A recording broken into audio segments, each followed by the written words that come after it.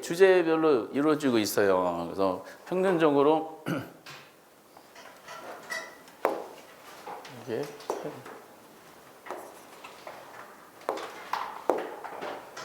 평균적으로 이제 5문제가 나오는데 여러분들은 아무리 못해도 4문제 이상은 맞으셔야 됩니다. 5문제 중에서. 그리고 여기서 계산 문제가 나오죠. 계산 문제는 효율적 시장론하고 그리고 여기 입지론에서 작년에도 이제 2문제가 계산으로 떴어요. 그래서 근데 이제 시험 문제 지난 기초 강의 때도 한번 해봤는데 원래 큰 주제가 3가지가 있어요. 큰 주제라는 것은 난이도가 어려워서 큰 주제가 아니라 자주 나오니까 큰 주제예요. 비출제 빈도가 항상 중요한데 시장의 이제 특성하고 그리고 지대론하고 지대론은 이제 본격적으로 나온 시험의 역사는 길지 않는데 그리고 입지론도 다시 공무입지론하고 상호입지론으로 이제 구성이 되는데 요 상호입지론이 이제 핵심이죠. 이렇게. 그래서 요거랑 요것은 핵심 테마인데 작년에는 이제 좀 독특하게 시장의 특성에서 당연히 나왔고요. 이거 2년마다 한 번씩 나오거든요. 지대론도 나왔는데 상호입지론에서 3문제가 나왔어요. 그래서 다른 데는 좀 소홀히 됐고요. 그래서 좀 너무 편중되지 않았는가 생각이 듭니다. 그런데 이제 나머지 주제 중에서 효율적 시장론이 작년에는 이제 계산 문제가 하나가 나왔는데 이론으로 보면은 시장의 특성하고 효율적 시장은 항상 세트로 같이 공부하셔야 됩니다.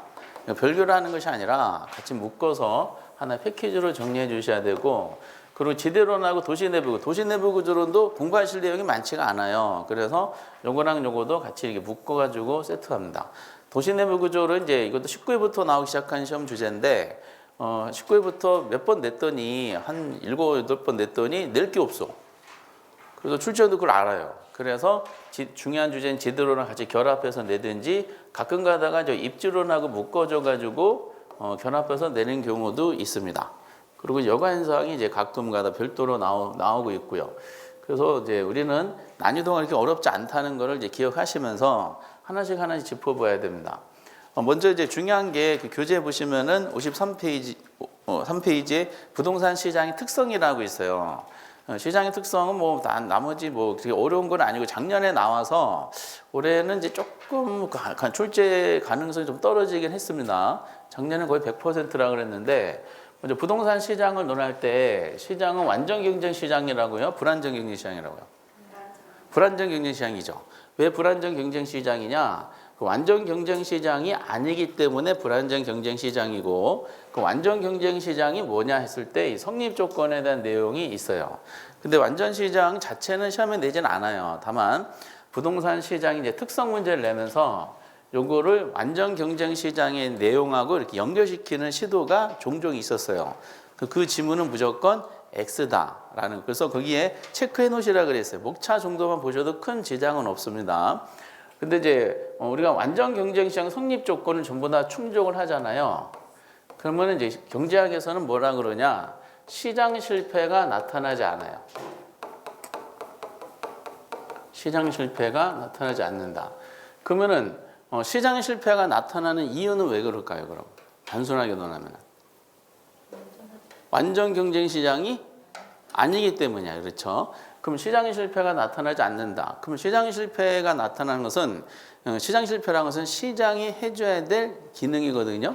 중요한 기능이 2가지 있어요. 자원을 효율적으로 배분해주고 가격을 창조해줘야 돼요. 균형가를 창조해줘야 하는 것이 시장의 기능인데, 그럼 이제 부동산 시장은 뭐죠? 이제 완전 경쟁 시장이 아닌 불안정 경쟁 시장이다 보니까 필연적으로 뭐가 발생한다? 시장 실패가 발생하게 되고요. 시장 실패가 발생한다는 건 나중에 정책론에도 구체적으로 나오지만은 자원 배분의 왜곡과 가격의 왜곡 현상이 나타난다는 말이 이제 연결이 될 겁니다. 좀 이따가 우선은 이제 시장 완전 경쟁 시장 시장 실패가 나타나지 않는다는 기억하시고, 이게 나중에 정책에서 어떻게 나오냐? 시장 실패를 따로 내는 주제가 있거든요. 시장 실패 원인이 아닌 거 이렇게 물어봐. 그러면 원인이 4개 주어지겠지. 그럼 아닌 거는 뭐가 나오겠어요? 완전 시장에 대한 논리가 나오겠지. 그때 나중에 정책론에서 여기서 완전히 성립 조건이 목차가 나옵니다. 목차가. 그러면 이제 어쨌든 완전 경쟁 시장에서는 수요자 공급자들 둘 다 뭐라고요? 참여자들 둘 다 다수여야 돼. 수요자도 다수고요. 공급자 다수. 우리가 전에 잠깐 확인했던 거 확인해 보면은 시장에서 가격은 누가 지배한다 그랬죠? 소수가 지배해요, 다수가 지배해요. 소수가 지배하죠. 그렇죠? 독과점이라 그래요. 소수가 다수를 지배하는 게 우리가 이제 그 내용입니다. 일반적으로. 그러면 수요자가 한 명이고 공급자가 여러 명이면은 가격 협상할 때는 수요자가 주도권 갖죠. 근데 수요자가 여러 명이고 공급자가 한 명이면 공급자가 협상할 때 주도권 가져요. 그러니까 우리가 이 시장에서는 소수가 다수를 지배하는 구조를 가지게 됩니다. 근데 완전 경쟁 시장은 둘 다 다수이기 때문에 상대방을 가격으로 지배할 수가 없고 이 수요자 공급자들은 완전 시장에 참여해서 거래하고자 하는 물건의 가격에 대해서 알아보려고 협상하려고 했더니 이미 본인도 모르는 사이에 가격이 결정이 돼 있어요. 그래서 이제 가격 지배력을 갖는 것이 아니라 가격 수능자가 되더라라는 논리입니다. 그냥 다수의 수요자와 공급자가 존재할 것, 이 정도만 아시면 되고요. 그리고 정책론에서 나왔던 이거죠. 상품이 동질할 것. 이 두 사람이 거래되는 상품이 동질할 것. 동질성이란 말은 무슨 뜻? 동질적 상품 우리가 뭐라 그러죠? 대체제라고 해요. 대체제. 그러니까 대체제야, 대체제. 완전한 대체제를 말합니다. 상품들은 완전한 대체제. 그럼 대체제들은 가격이 어떻게 돼요? 똑같아지지. 그러다 보니까 완전 시장에 거래되는 상품은 동질적 상품을 한다 봤을 때 그 가격이 동일해지는 일몰일가 법칙이 성립이 됩니다. 이게 그러니까 일몰일가 법칙이라는 게 있어요. 하나의 물건 하나의 가격인데 일몰일가 법칙이 성립되는 시장은 오로지 어느 시장에서만 완전 경쟁 시장에서만 이제 성립이 되는 겁니다. 완전 경쟁 시장. 근데 우리가 부동산 시장에서 우리가 논할 때 부동산 시장에서는 일몰일가 법칙이 성립이 안 된다고 공부하시죠. 뭐 원인은 뭘로 잡아요? 이유를. 그렇지. 이게 성립되려면 동질을 해야 되잖아. 그럼 이게 성립이 안 된다는 것은 동질의 반대말이 뭐예요? 이질성이죠.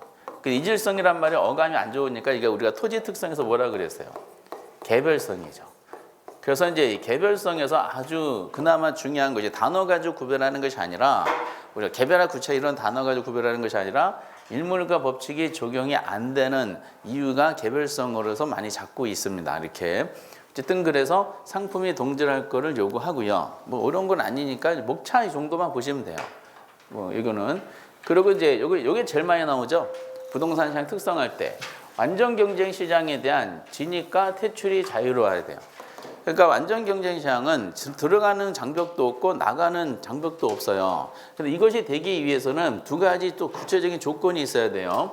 거래되는 상품의 가격이 보다 매우 싸다는 걸 가정해요. 그 가격이 이제 완전 시장에 거래되는 상품의 가격이 매우 싸다 보니까 사람들은 구매 의사만 구매력을 다 갖췄기 때문에 구매 의사만 표출하면 뭐죠?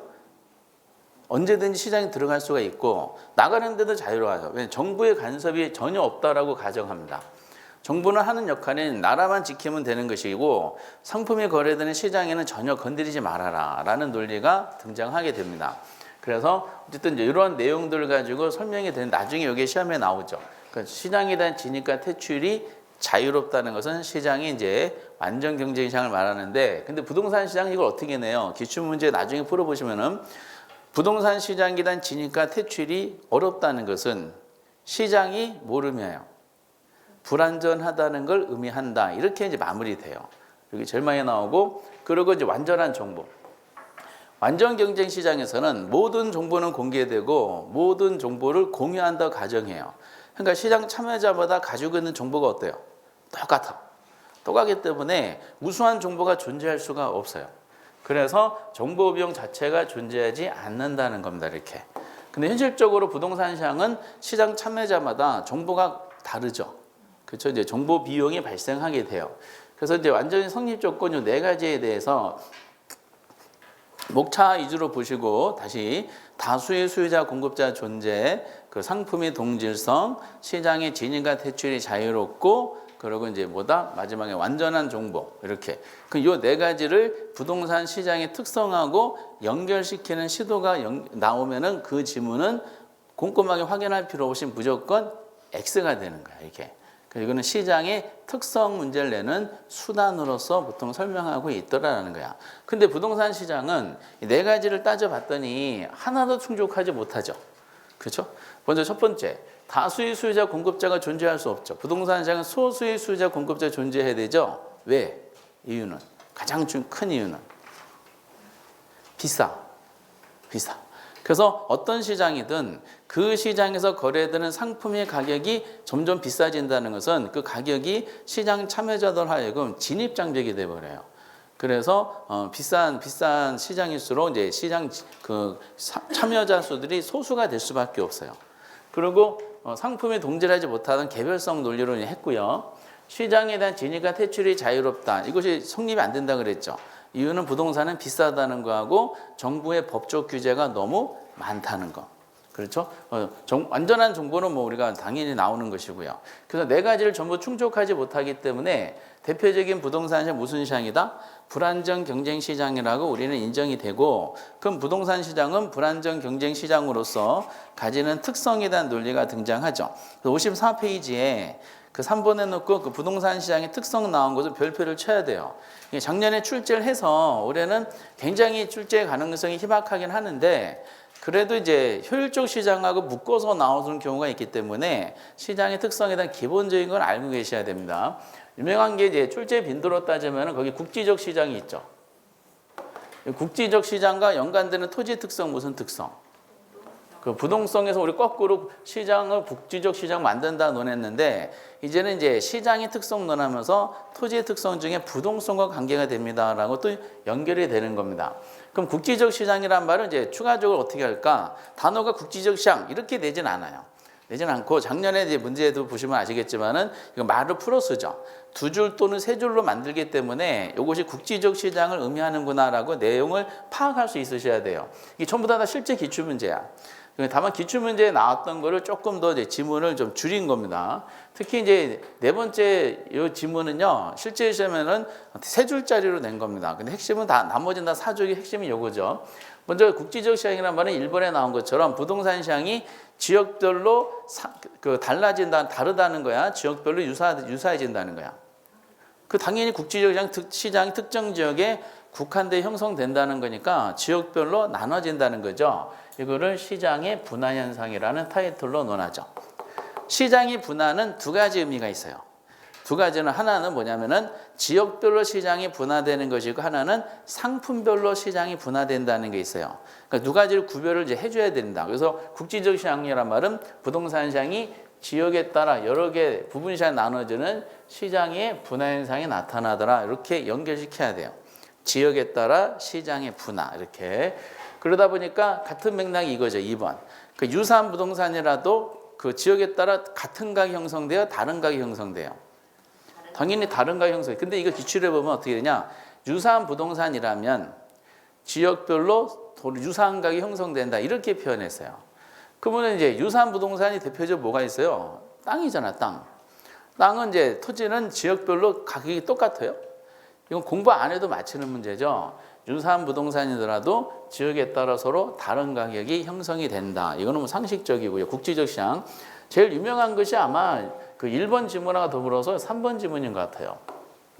3번에 대한 논리도 이제 단어를 가지고 한번 시켜보는데, 마지막 이 지문에 이제 이게 지문 길이는 이제 들쑥날쑥이에요. 근데 핵심은 이제 이런 파악만 하시면 되는데, 어차피 부동산 시장 앞에서 보셨던 것처럼 불안정 경쟁 시장이야. 그렇죠? 완전히 성립 조건 충족하지 못하니까 불안정 경쟁 시장이니까 뭐가 발생하냐? 가격의 왜곡 현상이 나타나요. 그래서 시장의 특성을 논할 때 가격의 왜곡시킨다 이 표현들이 자주 등장하는데, 다만 이제 원인에 따라서 가격의 왜곡이라는 것이 나타나게 되는 그 어떤 이제 연결고리가 좀 차이가 있게 설명합니다. 먼저 국지적 시장에서 어떻게 설명하냐? 지역별로 우회 시장이 나눠진다는 걸 설명이 된 상태예요. 시장의 분화. 그러다 보니까 지역 시장별로 초과 수요 현상, 초과 수요 현상이 나타난 지역은 가격이 어떻게 돼요? 가격이 상승하죠. 초과 공급은 공급이 더 많은 거죠. 초과 공급 나타난 지역 가격이 어떻게 돼요? 내려가지. 근데 이게 우리가 앞에서 공부하셨던 것처럼 완전 경쟁 시장이다. 그럼 시장이 일시적으로 초과 수요와 초과 공급 현상이 나타났다 하더라도 시장의 기능이 작동해서 바로 어디를 찾아가요? 균형을 바로 찾아가. 그래서 앞에서 공부하셨던 균형에 대한 논리 보면 수요와 공급이 이렇게 돼 있었죠. 교차점이 균형점이고 균형보다 높은 가격 수준에서는 뭐가 발생해요? 초과 공급이 발생하죠. 물량이 남아돈다는 것을 공급자 인식하니까 이걸 해소하기 위해서 스스로 가격이 내리죠. 다시 어디로 돌아간다? 균형으로 바로 돌아가고요.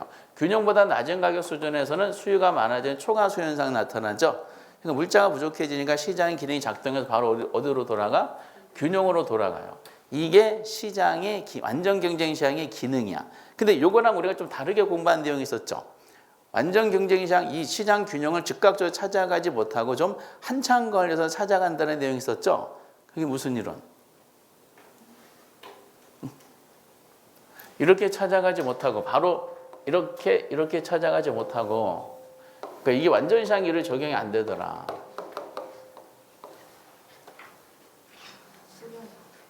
이렇게 찾아간다는 게 있죠. 이게 무슨 이론? 1번 거미집 이론, 2번 강아지집 이론, 3번 고양이집 이렇게 나와요. 무슨 이론? 거미집 이론이야. 그래서 이거는 이제 완전 시장 이론이 적용이 안 되더라라는 예시로 거미집 이론에서 하나 나오는데, 이것도 마찬가지예요. 초과 수요가 나타난 지역과 초과고 나타난, 이게 완전 경쟁 시장이면은 물량이 남아도는 데 있는 물건을 들어다가 부족한 데다 옮겨 놓으면은 두 지역 간의 균형을 맞출 수가 있죠.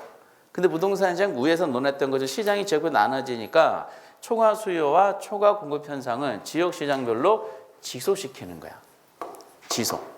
지속되다 보니까 초과 수요가 나타나는 즉 계속 땅값 상승, 초과 공급이 나타나는 즉 계속 땅값 하락이 나타나면서 두 지역 간의 뭐죠? 불균형을 초래하게 되면서 결국 지역 간의 가격을 왜곡시켜요. 시장이 불안전 시장이라는 거죠. 근데 여기서 가격의 왜곡이 어떻게 왜곡된다? 지역별로 가격이 왜곡된다는 거야. 왜? 이동이 불가능하니까. 그래서 원인은 뭘로 잡아요? 부동성 때문이다라는 논리죠. 근데 이게 실제 시험 보면 오답이 나온 사례가 있어요. 뒷말은 이제 건드리지 않는 상태에서 부동성 때문인데 여기다가 고가성 때문이다. 이렇게 해서 틀리게 나온 지문이 있었죠. 비싸서 지역별로 나눠지는 것이 아니라 부동성 때문에 이동이 가능하다면 지역별로 이렇게 불균형이 초래한다는 말을 우리가 얘기할 수가 없습니다. 그러니까 이거는 이제 유명한 지문인데 출제원이 단어 하나하나를 다 꼼꼼하게 설명했습니다. 이렇게. 그래서 이게 위에 있는 거랑 좀 연결이 됐죠. 그럼 왜 쭉 연결되다 보면 저 4번이 자연스러운 논리로 출제원이 머리에 생각이 난 것 같아. 그럼 결국 부동산 시장은 지역 간의 연계성이 높다고 해야 돼? 낮다고 해야 돼? 연계성이. 당연히 연계성이 낮다고 해야 되지. 만약 연계성이 높다고 하면은 전국에 도미노 현상이 나타나죠. 남양주 지역의 땅값이 상승하면은 연계성이 높은 토지 시장은 부산까지 두루룩 가격이 높아지죠. 근데 위에는 지역별로 시장이 나눠진다고 표현했기 때문에 당연히 지역 간의 연계성은 낮을 수밖에 없는데 이거를 높다 이렇게 시험에 나온 적이 있었고요. 다 똑같은 말입니다. 결국 이제 부동산 시장은 움직이지 못한 부동성 때문에 결국 지역적 시장이라 그랬잖아요. 그러니까 지역의 영향을 받아요, 안 받아요? 받지. 시험에도 똑같은 질문이 이렇게 나왔는데, 근데 이거는 공부 안 해도 저희들은 상식적으로 알 수가 있어요. 지역의 영향을 받을 수밖에 없지 않느냐라는 거. 그래서 이제 이 말들이 다 동일한 말들이에요. 그래서 이 단어들을 대표적으로 제가 만든 지문들은 아니고 제가 정리만 한 것이고 다 실제 시험에서 대표 유명한 예만 제시해 드렸는데, 이런 말들을 이제 읽으시다 보면서 국지적 시장이란 말은 이런 의미구나. 그러면서 여기다가 이제 말장난이 들어갔을 때 잘 해결을 해야 되겠구나. 이렇게만 정리하시면 되실 것 같아요. 그래서 이게 제일 내기가 좋았던 것 같고요. 이거 다음으로 많이 나온 게 작년에 아마 정답이었던 것 같은데, 수급 조절의 곤란성이란 말이 나오죠. 수급이 뭐예요? 수요와 공급. 그렇죠? 완전 경쟁 시장은 수요와 공급이 즉각적으로 이제 반응하기 때문에 조절이 가능해요. 근데 이제 부동산 시장은 수요와 공급을 조절하는데 좀 시간이 많이 걸려요. 그럼 여기서 중요한 것이 어차피 완전 경쟁 시장은 수급 조절이 자유롭게 또 완벽하게 가능한데 부동산 시장 수급 조절이 곤란하기 때문에 결과적으로 시장은 불안전 시장이고 그 시장 실패가 나타난다는 논리거든요. 그 여기도 뭐가 나타나냐? 수급 조절의 곤란성이라고 표현하면서 여기도 유명한 지문이 있죠. 가격의 왜곡 현상을 유발시켜요. 결국 시장 실패가 나타난다는 뜻이야. 근데 앞에 국지적 시장도 가격의 왜곡이라고 표현했었죠. 근데 여기도 수급 조절 곤란성도 가격의 왜곡을 표현해요. 그럼 차이는 앞에 그 국지적 시장은 지역별로 가격의 왜곡. 근데 여기는 시간에 따라 가격이 왜곡된다는 거야. 시간별로. 여기 보면은 이제 부동산 시장도 어쨌든 수급 조절이 가능해. 그래서 만약에 저 타이틀을 부동산 시장 특성을 설명했는데 수급 조절의 불가능성 하면 틀리다는 거야. 수급 조절이 가능한데 뭐가 걸려요?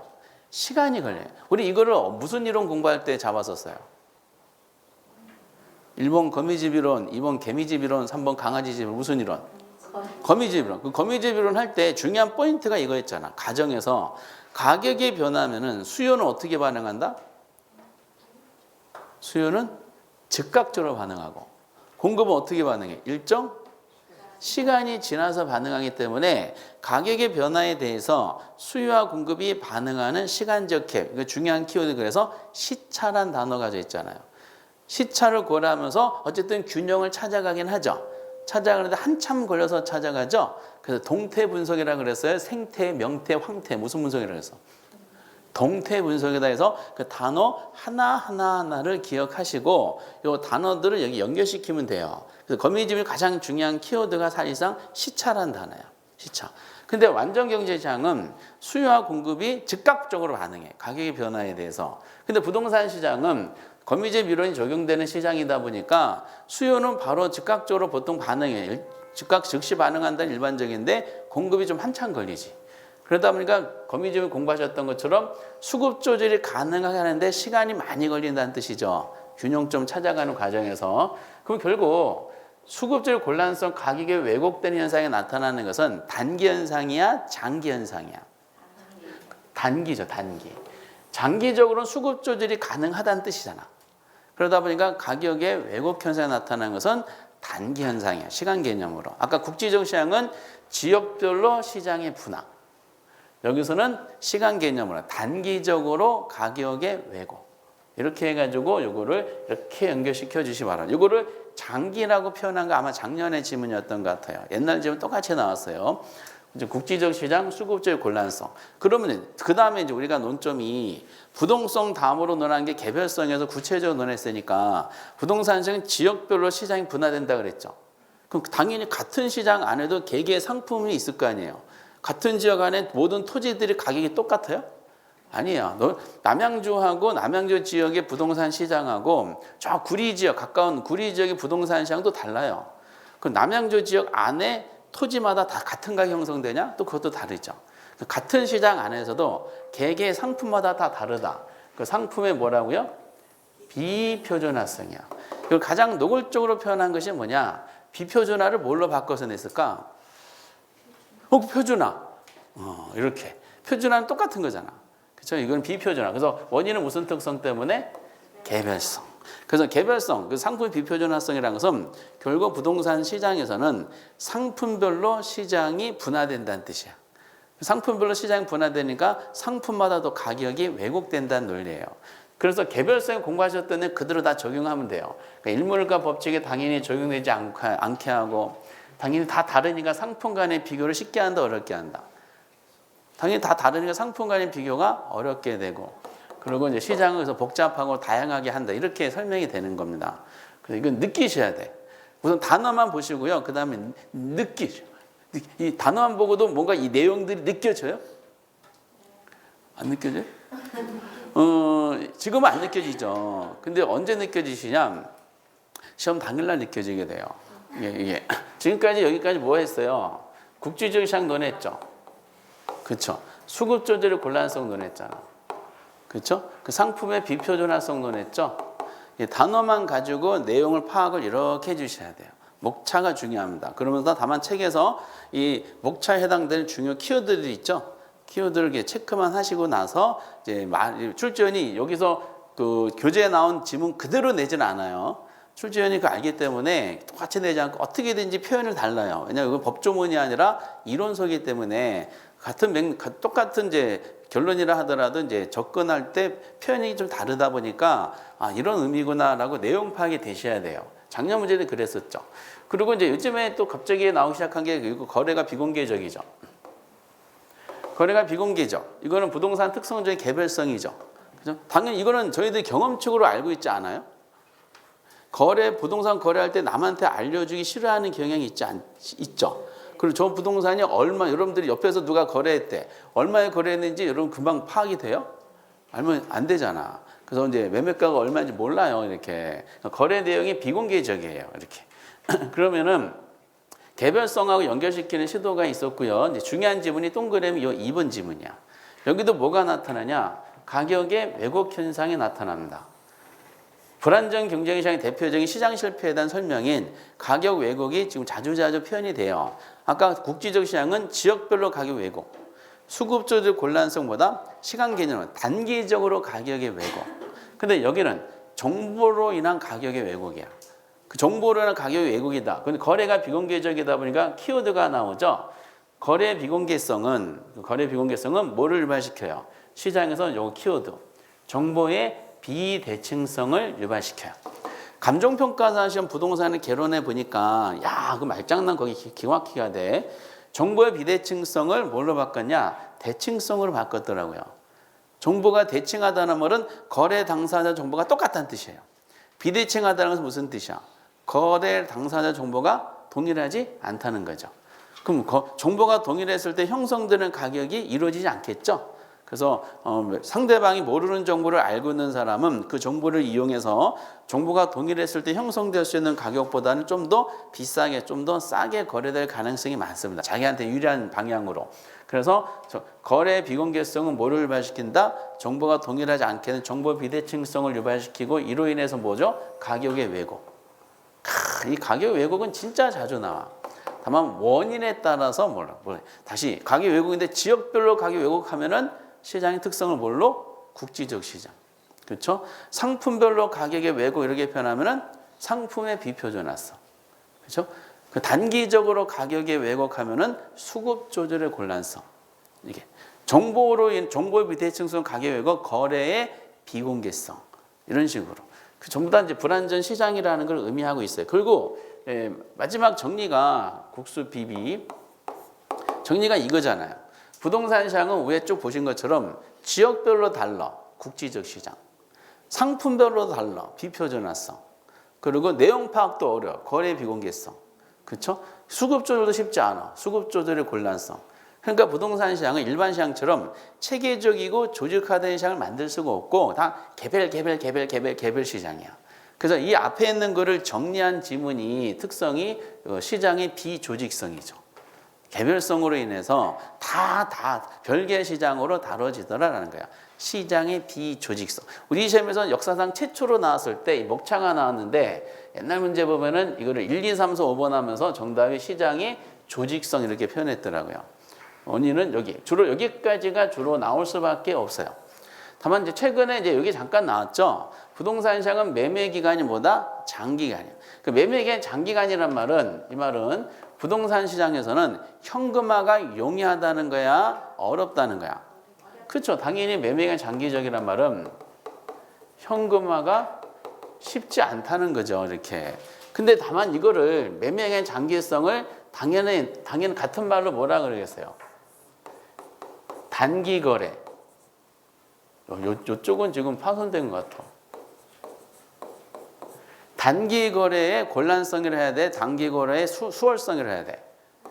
단기 거래가 곤란하다는 뜻이죠. 그렇죠? 그러면 시험이 여기 딱 한 번 나왔는데 출제원이 단기 거래가 곤란하다 또는 매매가 장기적이다 이렇게 표현하면 되는데 이거를 이제 이렇게 표현했지.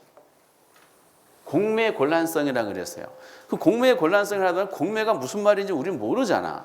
그래서 출제원도 그런 양심이 좀 있었는지 가로치고 여기다 영어로 써줬더라고. 쇼트셀링. 이게 번역하면 뭐야? 쇼트셀링이 단기 거래의 곤란성이지. 그러니까 지저분하게 된 겁니다. 이렇게. 그냥 이제 매매 기간의 장기성이라는 게 있는데 이거는 부동산 시장에서 현금화가 쉽지 않다. 이 정도만 하시면 되고요. 이거 거의 잘 내지는 않습니다. 의미만 파악하시면 될 것 같아. 그러고 나서 이제 의미가 있는 게 요 마지막 7번에 대한 요 논리죠. 이거는 아까 전에 보셨던 부동산 시장은 완전 경쟁 시장이 아닌 무슨 시장이다?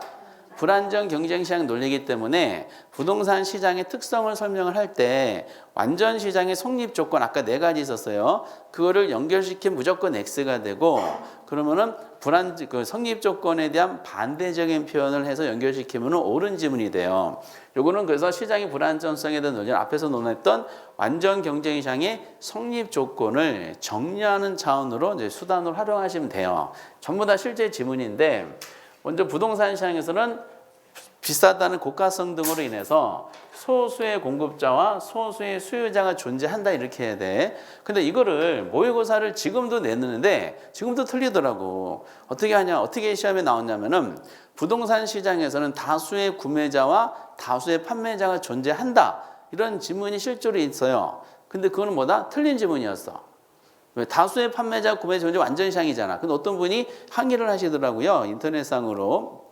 제가 낸 문제는 아니고 다른 분이 모의고사에서 기출문장을 낸 거를 가지고 항의한 걸 제가 지켜봤는데 아니 못 알아서 사람들 잔뜩 있잖아요. 이렇게 하던데 그거는 잔뜩 있지 않아요. 완전 시장에서 못 알아서 자체가 존재하지 않아요. 시장에 존재한 모든 사람들이 다 참여자이기 때문에 그렇습니다. 그래서 이제 오해하지 마시고 그리고 여기 나왔죠. 시장의 진입을 어렵게 하죠. 그 시장 무슨 시장 만들어? 불안정. 그리고 정부의 다양한 법적 규제가 있다 그랬죠. 법적 규제 시장 무슨 시장 만들어? 불안전. 그리고 아까 완전 경시장은 정보병이 존재하지 않는다 그랬죠. 근데 부동산 정보병이 존재하죠. 정보 발생은 시장을 뭘로 만들어? 불안전. 그러니까 전부 다 결론이 다 뭐야? 시장을 불안전하게 만든다는 걸로 연결을 시키는 수단으로 활용할 뿐입니다. 그래서 작년에 나왔던 안 나왔던 이 시장의 특성은 한번 그래도 어려운 부분은 아니라서 쭉 한번 살펴보셨으면 좋겠어요. 그리고 교재는 시장의 기능이 약간 설명이 되어 있는데 기능은 그냥 참고하세요. 기능이 보기에 나온다 하더라도 그런 강력한 내용은 아니기 때문에 그렇습니다. 그래서 작년에는 이제 이거 연습 진짜 이것저것 잡다한 걸 다 해봤는데 오늘은 큰 틀 안에서 보시면 되실 것 같아요. 그래서 부동산 시장 유명한 국수 BBB, 국지적 시장, 수급절 곤란성, 상품의 비표준화성, 거래의 비공개성, 시장의 비조직성, 국수 BBB라고 해놓고 근데 국수 BBB만 하더니 학교로는 앞자 따서 암기하는 방법이 좋지 않은데 왜 이론서니까 근데 이걸 암기했는데 내용을 모르는 거야. 그 지문이 작년처럼 세 줄로 이렇게 내고 두 줄로 이렇게 막 내고 그러면은 이 내용이 이 중에서 뭘 설명한 거다라는 거 파악이 돼야 되는데 이거를 매칭을 못 시키더라고 이렇게. 그래서 앞자만 따서 암기하는 방법에 가장 취약한 내용 중에 하나죠 이렇게. 그래서 이제 이런 부분들에 대한 상황 설정이 되는 겁니다. 그래서 부동산 시장의 특성은 큰 주제 세 가지 중에 하나가 될 것이고요. 만약에 올해 또 나온다 그러면은 이거 홀로 내지는 않고요. 두 번째 주제인 이 효율적 시장하고 같이 묶어서 나오죠. 효율적 시장도 진짜로 쉬워. 이거 나중에 정리해 보면은 책에도 지난번에 제가 가볍게 한번 해봤지만은 결국 효율적 시장에 대한 논리를 볼 때는 주제가 딱 세 가지밖에 없어요. 이론하고 계산 둘 중에 하나인데 이론도 두 가지. 효율적 시장의 종류하고 할당 효율적 시장의 논리 그 두 가지에 대해. 그러면 이거를 연습을 하다 보면은 사실상 핵심 지문은 7개 내지 8개밖에 안 돼요. 그러니까 7개, 8개의 지문을 가지고 막 구워 삶는 거야, 이제. 핵심적인 거. 구워 삶아서 한번 옳게 나온 거를 그 다음에 틀리게 내버리고. 그러니까 요거에 대한 파악만 되면은 모든 게 다 해결이 되는 거죠. 이렇게. 그럼 여러분 효율적 시장을 할 때 진입을 하면서 그 효율적 시장을 논점 삼을 때 가장 중요한 키워드가 뭘까? 효율적 시장 무조건 떠오르는 한 단어. 뭐가 떠오르셔야 돼요? 그쵸? 그게 떠오르셔야 돼요. 1번 정보, 2번 정보, 3번 정보. 뭐가 떠오르야 돼? 정보가 떠오르야 돼. 그러니까 우리가 부동산 시장에서 부동산 가치에 영향을 미치는 요인은 굉장히 많죠. 근데 그 많은 요소가 다 부동산 가치에 영향 준다는 것을 한꺼번에 분석하는 게 어렵기 때문에 그 중에 하나의 주제, 그러니까 다른 거 일정하다 가정은 오로지 뭐만? 정보만 가지고 논하는 거야. 정보가 부동산 가치에 미치는 내용들을 논하는 것이 뭐다? 효율적 시장. 그러니까 거미집 이론하면은 순식간에 떠오를 단어가 시차. 그렇죠? 시차란 단어를 통해서 이렇게 연결시켜서 나중에 주로 나오는 수렴형, 발산형, 순환형까지 하고 이걸 시험에 내는 방정식 문제 있죠? 뭐 앞에 붙었는 게 기울기다?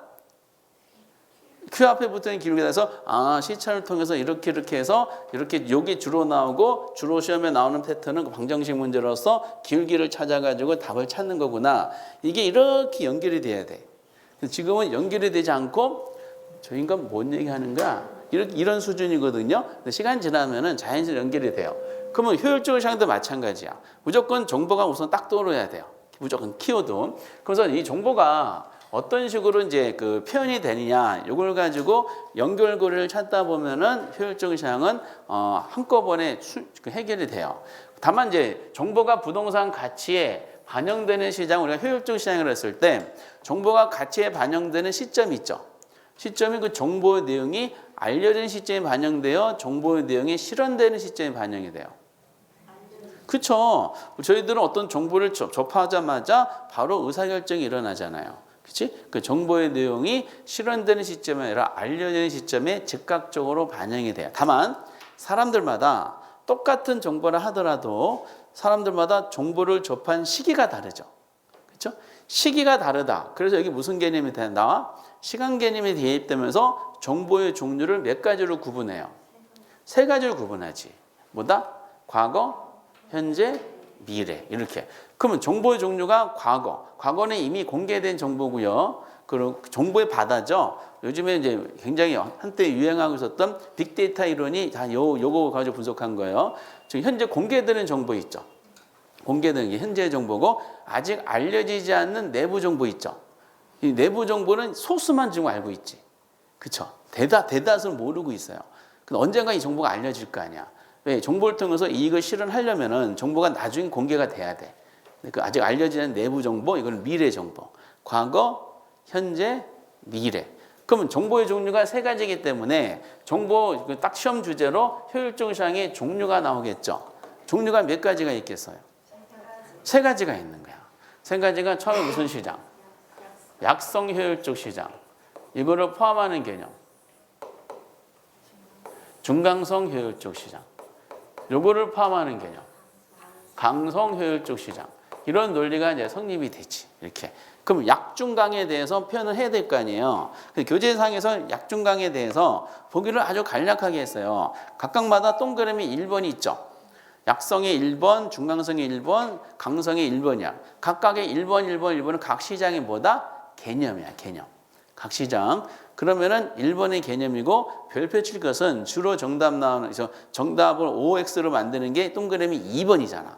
그래서 약성에 2번 별표 쳐야 되고 중강성에 별표 2번 별표 쳐야 되고 강성에 2번 별표 쳐야 돼. 근데 어차피 교재상에 보면은 보기가 다 합쳐봤자 약중강에 대해서는 7개밖에 안 되잖아요.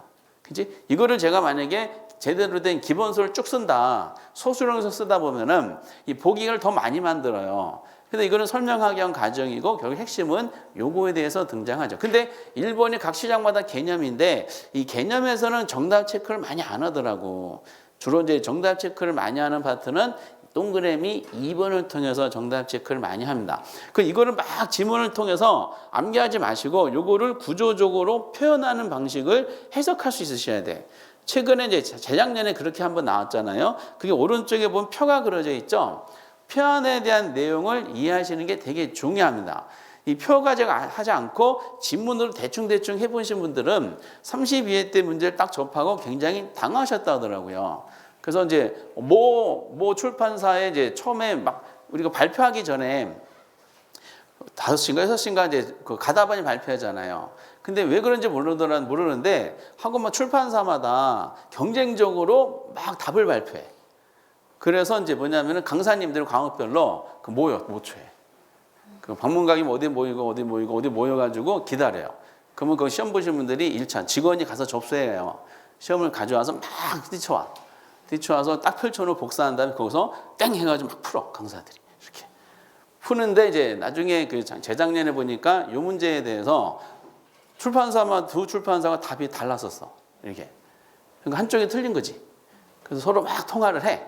이렇게 너 왜 그렇게 했냐 해다가 이제 나중에 또 수정해서 했는데 그러니까 약간 이제 헷갈렸던 것 같아요. 강사들도 이렇게. 그런 식으로 재작년 문제가 참 잘 만들었는데 나중에 기출문제 있다 보시면 그거 나올 텐데요. 그러면 이제 약성시장은 그거를 오른쪽 표 가지고 이해하실 때 각각마다 이제 보기 지문을 그대로 보셔야 되죠. 여기 보면 약성시장은 무슨 정보가 가치에 반영된 시장이야? 과거. 그러다 보면 약성시장에서는 시장 참여자들 모두 기술적 분석을 하고 있다 가정하죠. 그 기술적 분석이 무슨 뭐에 대한 정보를 분석하는 거야? 과거 정보. 과거 정보를 분석한 기술적 분석이라고 그래요. 이거 설명한 것이고 결국 뭐라고 나오냐? 약성시장. 요거를 이제 우리가 지문에 대한 논리를 한번 보고 이 표 가지고 한번 해볼게요. 이 표에 대한 해석이 대빵 중요한데 그럼 교재에 있는 걸 가지고 우리가 이제 한번 연결시켜 보면은 여기가 유형이 약중강이 이렇게 돼 있다 그랬죠? 그 아까 1번의 개념. 약성시장 무슨 정보 가치에 반영된 시장? 과거 정보. 그렇죠? 그러면은 중강성시장은 각각마다 1번 무슨 정보까지? 현재 정보까지. 그리고 강성시장은 무슨 모든 정보죠? 모든 정보 과거, 현재, 미래. 그럼 강성시장은 정보 비용이 발생해요? 발생하지 않아요? 발생하지 않지. 그렇지? 그러면 여기서 과거 정보가 가치에 반영되어 있다는 말은 무슨 뜻으로 해석한다 그랬죠? 약성시장에서는 과거 정보가 가치에 반영된 시장 이렇게 설명이 되어 있잖아. 그 무슨 뜻이야? 그런 뜻이에요. 정확하게 알고 계시네요. 이제 우리가 아까 개념이 정보는 알려지는 시점에서 즉각적으로 가치에 반영한다 그랬죠. 그럼 무슨 뜻이냐? 과거 정보가 가치에 반영되어 있다는 말은 기존에 약성시장에 있는 사람들이 있을 거 아니에요. 약성에 있는 기존 사람들은 뭐다? 과거 정보를 이미 알고 있다는 뜻이야. 이미 알고 있기 때문에 그 정보가 부동산 가치에 반영이 돼 있다는 논리예요. 그럼 중강성 시장은 현재 정보가 가치에 반영됐다는 말은 중강성에 있는 기존 사람들은 무슨 정보까지? 현재 정보까지 이미 다 알고 있다는 뜻이야. 그럼 강성 시장은 모든 정보, 과거, 현재, 미래 정보가 다 가치에 반영되어 있다는 말은 강성에 있는 사람들은 모든 정보를 이미 다 알고 있다는 뜻이야. 모든 정보를 다 알고 있으면 우수한 정보가 존재하지 않죠. 그럼 여기는 정보 비용이 존재할 수가 없는 시장이 되는 거지. 정보 비용이 존재하지 않는 시장, 딱 떠오르는 시장 하나 있죠. 무슨 시장? 완전경영. 그래서 거기 강성시장의 동그라미 그래서 3번이 그래서 시험에 나온 건데 강성시장은 그래서 완전 경쟁 시장 가정에 가장 부합되는 시장이다라는 거야. 그럼 약성하고 중강성 시장은 정보 비용이 존재한다는 뜻이죠. 그렇죠? 그러면 얘는 완전 시장이야, 불완전 시장이야? 당연히 얘네들은 불완전 경쟁 시장이라는 논리예요. 강성시장만 완전 경쟁 시장에 대한 논리다라는 거죠. 그럼 여기까지는 그냥 동그라미 1번을 설명한 것이고 그 다음에 동그라미 2번이야. 그게 별표치시라는 그 내용이죠. 그 동그라미 2번 아까 약성시장에 보면은 이거죠. 투자자들이 참여할 거 아니야. 이 투자자들이 이제 뭘 가지고 들어가? 정보를 가지고 들어가겠죠. 그러면서 이 투자자들이 정보를 가지고 참여했을 때 과연 초과이익을 얻을 수가 있느냐 없느냐 이걸 가지고 따져보는 거죠. 이때 투자자가 과거 정보를 가지고 참여하는 거 있죠. 이 과거를 분석하는 이게 아까 뭐라고요? 기술적 분석이다라는 논리죠. 기술적 분석. 그 사람 투자자가 과거의 정보를 가지고 어디에 참여해야지 초과를 얻는다 그랬죠? 이 투자자가 과거 정보를 가지고 참여했어. 어느 약중강 중에 어디에 참여해야지 초과를 얻어요?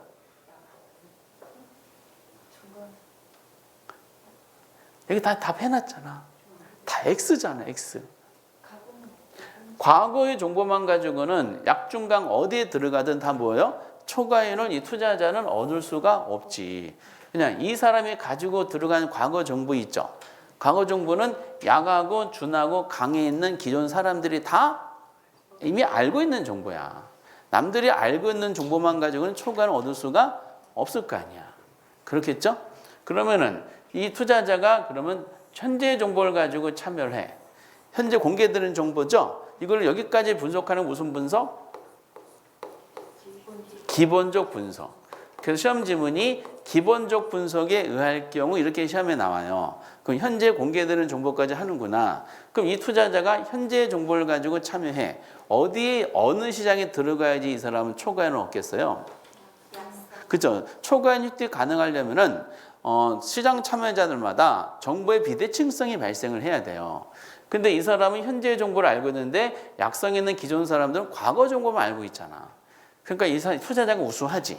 그러니까 초과인이 얻는 게 가능해. 대신에 현재하고 중강성하고 강성에 들어가면 초과인을 얻을 수가 없지. 똑같은 논리로 이 투자자가 가지고 들어간 현재 정보는 준하고 강에 있는 기존 사람들이 이미 다 알고 있는 정보이기 때문에 이 투자자가 아직 알려지지 않는 미래 정보를 가지고 참여하려고 그래요.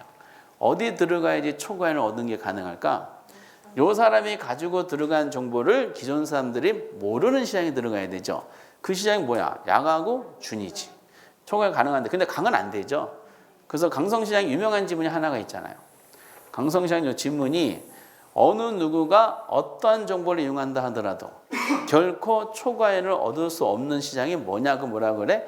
강성시장이다라고 개념이 나오게 되는 것이고 초과인 획득 가능한 경우는 현재랑 미래의 정보를 가지고 참여한 요 세 가지 경우만이 가능하다는 논리가 성립이 되는 겁니다. 요 지문을 만들어요. 그래서 꼭 32회 때 기출문제 꼭 풀어보시고요. 계속 강조합니다. 그리고 가장 유명한 지문이 밑에 예제가 있잖아. 거의 오지선다를 내면 그 예제 지문 형식으로 거의 대부분 내요. 예제 보면 1번 약성시장에서 그랬죠. 약성시장의 머릿속에 이게 떠오르셔야 되지. 아, 약성시장 요걸 낸 거구나. 그건 첫 번째 라인이야. 첫 번째 라인에 그러니까 기술적 분석을 했대. 그럼 약성시장의 첫 번째 라인에 기술적 분석을 통해서 했다는 것은 무슨 정보를 가지고 약성에 치고 들어갔다는 뜻이에요? 과거. 첫 번째 칸이죠. 요거를 냈어요. 요걸 낸 거지. 그럼 초과인 얻는 게 가능하다? 어렵다? 어렵다고 해야 돼요. 근데 획득할 수 있다고 돼 있잖아. 잘못됐지. 거의 요 정도 수준. 그 2번에 중강성 시장에서 기본적 분석했다. 중강성 시장이니까 요거죠. 두 번째 라인에 있는 거네. 근데 기본적 분석은 무슨 정보 가지고 치고 들어왔다는 뜻이야? 현재. 그렇죠. 그러면 두 번째 라인에 현재 정보 요 두 번째 칸이네. 그럼 초과인을 얻는 게 어렵다고 해야 돼요. 근데 얻을 수 없다. 맞지? 맞고. 세 번째 강성시장 공표된 정보. 공표된 정보는 무슨 정보겠어?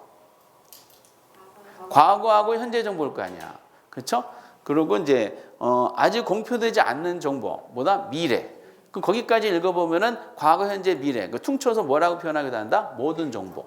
모든 정보. 시장의 가치에 반영된 여기까지는 뭐 개념이네. 근데 누구든지 어떤 정보 초과에는 얻을 수가 없다. 맞지? 막 개념이고. 그리고 4번 강성시장은 완전 격리 가정에 가장 근접해 부합되는 시장이다. 왜? 정보 비용이 존재하지 않기 때문에. 거의 요 정도 난이도예요. 실제 시험 강사들이 모의고사 아주 까다롭게 뭐 지저분하게 내는 경우도 있지만은 편하지 않아요? 이게 나요? 우리가 지난주에 보셨던 탄력성 공부하시는 게 나. 난이도가 비교가 안 되죠. 그것도 한 문제, 이것도 한 문제 이렇게 소득 탄력성, 가격 탄력성, 교차 막 결합하는 그것도 한 문제고 이것도 한 문제야. 그러면 이제 이 지문이 아까 보셔도 사실상의 정답 지문은 동그라미 2번, 2번, 2번이잖아요. 나머지 1번 강성의 3번은 그냥 위에 있는 걸 해석한 것이고 개념을 풀어 쓴 것이고 핵심적인 지문이 3개예요. 오지선들 만들기가 곤란하지. 그렇죠? 그래서 이제 하나 나온 것이 그 다음 페이지 보시면 바로 밑에 보면은 할당 효율적 시장이야. 할당 효율적 시장도 핵심적인 지문이 몇 개다? 2개. 2개 가지고만 해요. 그러니까 할당 효율적 시장을 단독 문제로 물어본 지 한 번 있어. 근데 단독 문제 오지선다로 낸 거 타이틀이 할당이야. 근데 오지선다로 낸 거예요. 5개의 지문이 억지로 만든 건데 근데 그게 언제냐? 8회 때야. 8회 때. 8회 때 기출문제 딱 한 번 나오고 그 다음에 할당을 단독으로 나온 사례가 한 번도 없어요. 그럼 지문이 하나 내지 2개가 나오거든요. 그러면 그 핵심적인 것만 아시면 돼. 다만 할당이라는 논리가 뭔지 그리고 이것이 이제 어떻게 계산 문제로 연결되는지 그거를 조금만 주무셨다 하도록 하겠습니다.